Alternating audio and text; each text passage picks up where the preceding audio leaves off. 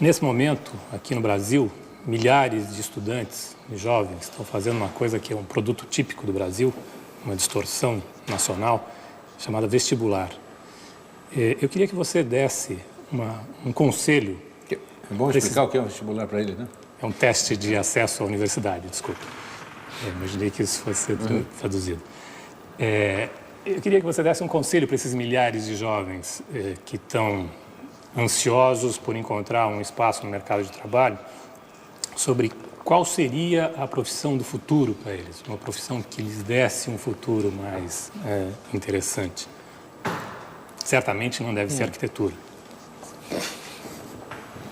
Oh, architecture is a pretty good form of education, and it's a shame we don't have it more widely practiced because we suffer from the absence. The only thing I can say to kids who have to take exams is that this is because adults are pretty stupid. That we really don't know how to measure, and we have resorted to a mechanism which only fits a certain kind of child. And if you're a compulsive, well-disciplined, serialist child, you'll do very well in the exams, and you'll probably find a lot of advantages.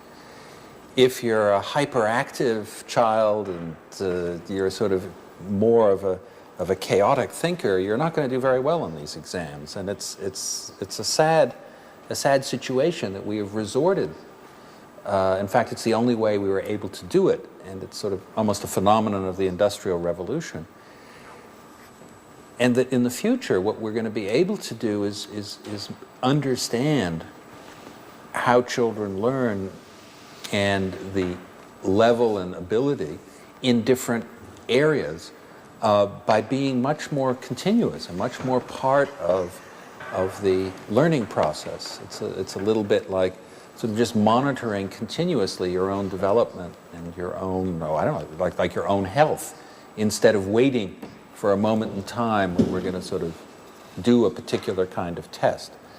And unfortunately, it's not going to happen as quickly as it should, so children will have to suffer the indignity of going through these rather ridiculous tests, which very often eliminate highly qualified and gifted children who just didn't have the cognitive style that lent itself to that form of examination. Carmen. Professor, há uns 2 anos atrás, mais ou menos 1 ano atrás, eu tive no Media Lab, numa exposição de wearable computers, computadores vestíveis, né? E eu queria saber como é que está isso, porque depois, pelo menos aqui no Brasil, a gente não ouviu falar mais nada. Vai estar sendo possível vestir um chipzinho e sair andando e falando? Como é que está isso? Complementando a pergunta dela, professor, o Media Lab nos anos 70 previa as 3 grandes convergências: mídia, texto e imagem. Quer dizer, hoje, o que vocês estão vendo no futuro? Quais são os goals?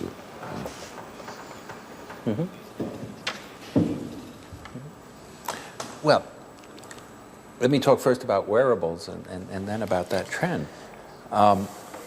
The wearables program has moved very, very rapidly, and people have not only developed working prototypes, but there are several spin-off companies that build product today based on that work.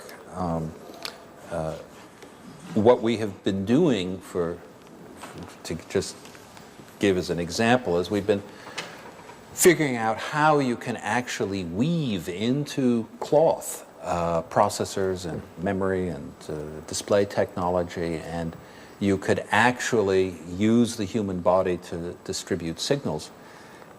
You will find that there's several, one of the things we showed, or at least we talked about 2 years ago when you visited the Media Lab, was a telephone that would be basically 2 rings that you would wear. One would be a speaker and the other would be a microphone, and you'd place a phone call because the actual bits would go through your body and the cell phone would be in your shoe. And this actually turned out to be a very good place to put a cell phone, because as you walk, you generate power, and you also didn't have to take the shoe off to talk. Now there's actually Gucci's working on it. Yes. Well, there are actually companies that are looking at putting computers in shoes, and we in turn are actually working on a pair of shoes that will teach you how to dance. And these are shoes that actually move themselves, so you put them on and they help you learn how to dance. We've actually built clothing that is a cell phone and other things that those is a particular example. So yes, it's continuing. And we even have one student who worries about how you wash these things, because if they're wearable, they have to be washable too. The question you ask in terms of the sort of the merger of video and audio and text and all of that has come to be called convergence, and I think that the best example is the internet itself, that suddenly on the net you have all of these occurring, and what we missed in the 70s when we talked about it is even though we were all users of what was then called something else, but was in fact the internet, we didn't realize. Desculpe, eu acho que ela foi mal traduzido. Quer dizer, essa convergência já ocorreu, a internet é isso, e agora a banda larga, essas coisas são, enfim, estão dando mais consistência para esse movimento. Eu queria ver quais são o que o Media Lab está vendo no futuro, lá na frente. Quais são hoje os goals do Media Lab, mais para o público externo do que para mim. Okay.